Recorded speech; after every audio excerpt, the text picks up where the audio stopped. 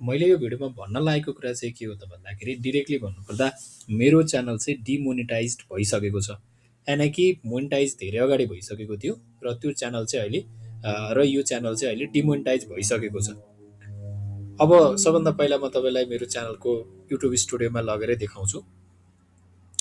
यहाँनिर तपाईँले देख्न सक्नुहुन्छ, अलिकति मैले एनालिटिक्समा गएर देखाएँ भने तपाईँलाई क्लियरली थाहा हुन्छ। यदि तपाईँको च्यानल मोनिटाइजेसन भइसकेको छ भने यतापट्टि अर्को ट्याब तपाईँको अर्निङ पनि देखाइरहेको हुन्छ। यहाँनिरबाट चाहिँ मेरो हटिसकेको छ होइन। अब भयो चाहिँ वास्तवमा के भन्दाखेरि यो च्यानल त धेरै पुरानै च्यानल हो अनि यो च्यानलमा मैले भिडियो अपलोड गर्न सुरु गरेको पनि 2021बाट हो। तर बिचको समयमा चाहिँ मैले अलिकति ग्याप नै भइरहेको थियो होइन। अनि त्यस पछाडि मैले च्यानल चेक पनि गरिरहेको थिइनँ, तर मैले सर्ट भिडियो चाहिँ अपलोड गरेको थिएँ। यहाँबाट के कुरा बुझ्नुपर्छ भने सर्ट भिडियो भनेको चाहिँ तपाईँको लङ भिडियो